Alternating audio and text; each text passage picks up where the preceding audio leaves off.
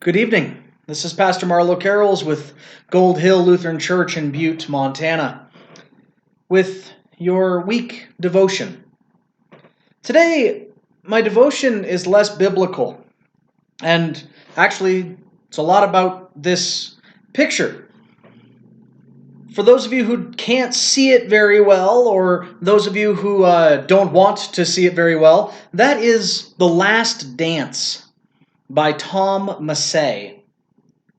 In my opinion, he's an amazing artist, and he provides this picture, this portrait that we have hanging up in our dining room in our house. For those of you who don't know, my previous life, I was a chemical officer in the Army. And one of the things that I had to work with was nuclear stuff. And what's going on in the background of that picture is an atomic bomb going off. And you see the aftermath and the foremath of what's going on with that blast, of how everything can absolutely just change in a moment. And for those of you who have noticed, that's a theme that comes up in my sermons all the stinking time. I constantly talk about how we change in a moment. Our lives change in a moment. What we think we're doing changes in a moment. One day we are completely comfortable living our lives the way that we have always, and the next day, without even realizing it, I have a mask hanging out on my neck because I've gotten so used to it. Our lives change in a moment, constantly. And that's what Tom Massey reminds me of. We should take every moment that we can to dance. We should take every moment that we can to spread joy, even if it is going to be our last. And today, I'm not going to lie to you, I'm kind of in this world of our life changing in a moment. I just got done doing a funeral for a young veteran whose life changed in a moment, and in a moment, the end of their life changed lives for so many around them.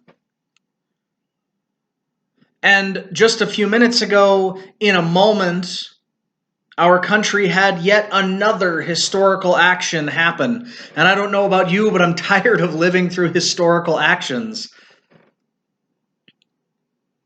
Life changes in a moment.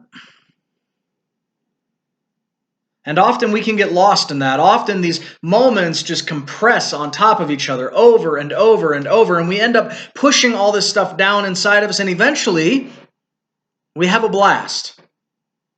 Now, hopefully it's not nearly as bad as the blast that's behind me, but blasts happen.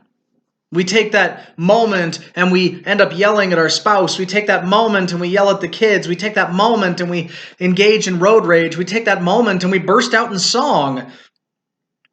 Our lives are filled with moments that remind us of how broken we are, and how broken our systems are, and how broken our country is, and how broken our world is, and how we are just broken, sinful folks who sit here on a windy day thinking about a strange print that we have in our home, or a strange poem that we read years ago that matters today. And in a few moments, I'm going to share that poem with you, but I want you to know that regardless of how you feel about what's going on in our country right now, regardless of how you feel about what's going on in your party right now, regardless of how you feel about what's going on in your house right now, you are worth it. You are worth time and effort. You are worth people disagreeing with you.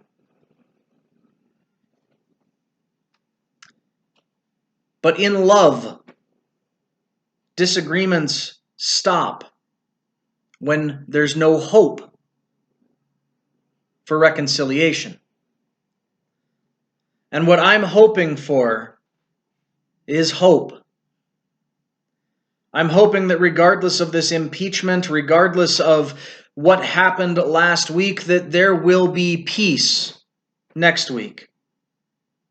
I'm hoping that enough of us saw how bad things could get, that we've spoken out about how bad things are.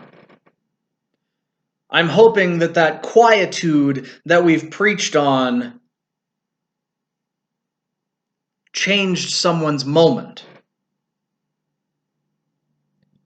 I'm hoping that all of us who stood up on Sunday and Wednesday and in our own homes every day and said, enough is enough and this must stop,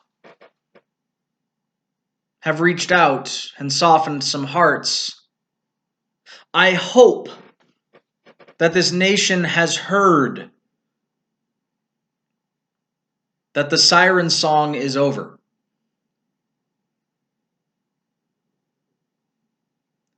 And I hope that you remember that you are beloved in Christ. And I hope that we all put down our idolatry and we search for hope in this broken world. And with that, I give you this poem, Finding Hope in the Broken, by Aaron Hansen. I remember when the world broke in to rip apart my soul. For years after that one event, I thought myself not whole. My hours were spent with trying to fix it with tape and glue until one day I discovered everyone else is broken too. Here we were with pieces of ourselves and both our hands, so fragile and so open that I began to understand maybe I'd been greedy to want my soul to myself when it could be a lot more helpful in the palms of someone else. Now every time I go somewhere, I leave part of me behind and collect all the pieces of other souls that I can find. So when I'm meeting someone new, it's not just me they get, but also the tiny fragments of all the others that I met, and my life's becoming much bigger, now that it's home to things so small. And if this is what broken means, I don't mind it at all. We pick up small pieces of every person that we come together with. Everyone we disagree with and everyone we agree with. We pick up small pieces and we have a choice of taking those small pieces, those moments, and letting them shape our life. We can take those moments and we can hear the words Black Lives Matter and not get offensive or defensive. We can hear those words and we can say that moment matters. That message matters. We can hear the words, I disagree, and we can say that moment matters, that message matters. We can hear the word, I'm oppressed, and we can say that moment matters, that word matters. We can take the brokenness of the world and turn it into something that is beautiful. Or we can take the brokenness of the world and make it as ugly as possible. We can take the brokenness of the world and show it on ourselves. And so I ask you over this week, I ask you to look at each moment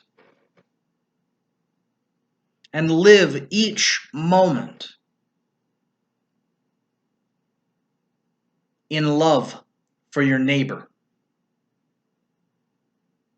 Not for yourself, not for your party, not for your politician, not for your city, for your neighbor.